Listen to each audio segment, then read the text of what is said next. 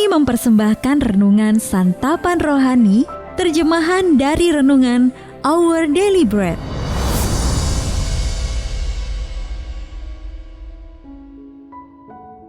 Untuk menerima notifikasi video baru kami, silakan tekan tombol subscribe dan tanda lonceng di bawah ini. Sahabat ODB, pembacaan Alkitab hari ini terambil dari Yakobus pasal yang ketiga, ayat yang kedua sampai dengan ayat yang ke-11. Yakobus pasal yang ketiga, ayat yang kedua sampai dengan ayat yang ke-11. Sebab kita semua bersalah dalam banyak hal. Barang siapa tidak bersalah dalam perkataannya, ia adalah orang sempurna yang dapat juga mengendalikan seluruh tubuhnya. Kita mengenakan kekang pada mulut kuda, sehingga ia menuruti kehendak kita. Dengan jalan demikian, kita dapat juga mengendalikan seluruh tubuhnya.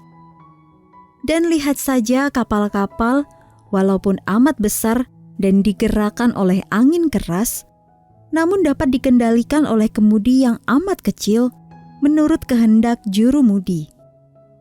Demikian juga lidah, walaupun suatu anggota kecil dari tubuh, namun dapat memegahkan perkara-perkara yang besar. Lihatlah, betapapun kecilnya api, ia dapat membakar hutan yang besar. Lidah pun adalah api. Ia merupakan suatu dunia kejahatan dan mengambil tempat di antara anggota-anggota tubuh kita sebagai sesuatu yang dapat menodai seluruh tubuh dan menyalakan roda kehidupan kita, sedang ia sendiri dinyalakan oleh api neraka. Semua jenis binatang liar, burung-burung serta binatang-binatang menjalar, dan binatang-binatang laut dapat dijinakan dan telah dijinakan oleh sifat manusia. Tetapi tidak seorang pun yang berkuasa menjinakkan lidah. Ia adalah sesuatu yang buas, yang tak terkuasai dan penuh racun yang mematikan. Dengan lidah kita memuji Tuhan Bapa kita, dan dengan lidah kita mengutuk manusia yang diciptakan menurut rupa Allah. Dari mulut yang satu keluar berkat dan kutuk. Hal ini, saudara-saudaraku, tidak boleh demikian terjadi. Adakah sumber memancarkan air tawar dan air pahit dari mata air yang sama? Ayat mas renungan hari ini terambil dari Yakobus pasal yang ketiga, ayat yang ke-8. Tidak seorang pun yang berkuasa menjinakkan lidah.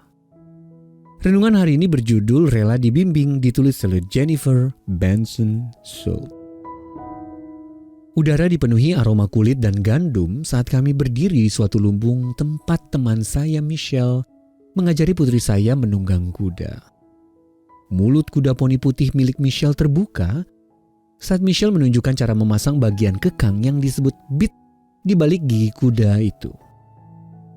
Ketika menarik kekang di atas telinga si kuda, Michelle menjelaskan bahwa bit itu penting untuk membantu penunggang memperlambat dan mengarahkan kudanya ke kiri atau ke kanan. Bit yang dipakai kuda seperti lidah manusia, berukuran kecil, tetapi sangat penting. Keduanya memiliki pengaruh signifikan atas sesuatu yang besar dan kuat. Bit mempengaruhi kuda, sementara lidah mempengaruhi perkataan kita. Kata-kata kita dapat mengalir ke berbagai penjuru. Dengan lidah kita memuji Tuhan Bapa kita dan dengan lidah kita mengutuk manusia. Namun Alkitab sudah memperingatkan bahwa ucapan kita sangat sulit untuk dikendalikan. Karena kata-kata itu timbul dari hati. Syukurlah Roh Allah yang mendiami hati setiap orang percaya sanggup menolong kita bertumbuh dalam kesabaran, kemurahan hati, dan pengendalian diri. Galatia pasal yang kelima ayat yang ke-22 sampai ayat yang ke-23. Ketika kita bekerja sama dengan Roh Kudus, terjadi perubahan pada hati dan juga perkataan kita. Kata-kata kotor berubah menjadi puji-pujian. Kebohongan digantikan dengan kejujuran. Kritik berubah menjadi kata-kata yang membangun. Menjinakkan lidah bukan hanya tentang melatih diri untuk mengatakan hal-hal yang benar. Hal itu juga tentang kerelaan untuk menerima bimbingan Roh Kudus, sehingga perkataan kita akan membawa kebaikan dan dorongan semangat yang dibutuhkan oleh orang-orang di sekitar kita. Sahabat ODB, sikap hati apa yang ditunjukkan melalui perkataan Anda? Lalu bagaimana kerjasama dengan Roh Kudus dapat mempengaruhi tutur kata Anda? Mari kita berdoa. Ya Allah, ubahlah hatiku agar perkataanku sungguh-sungguh membawa penguatan bagi orang lain dan kemuliaan bagi nama-Mu. Amin.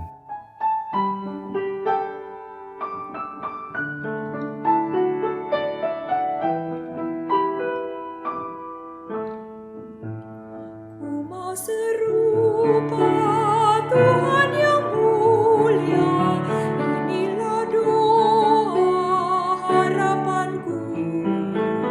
Rela buangkan semua hartaku untuk mendapatkan Yesus Kristus. Ku mau serupa Tuhan yang kudus, Tuhan yang mulia, penuh kasih, serupa manis dan kaya-Mu, serupa Engkau di hatiku. Mau serupa Tuhan yang rahmat, lemah dan lembut, penuh kasih, tolong yang lemah, hibur yang susah, dan bawa mereka pada Kristus.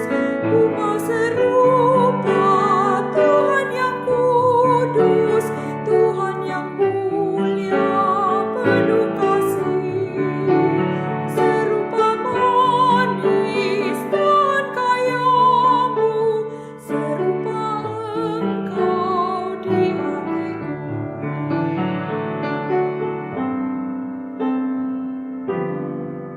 Mau serupa Tuhan yang sabar, kudus dan rendah, tak bercela, rela menanggung semua hukuman, jadi korban dan disayang.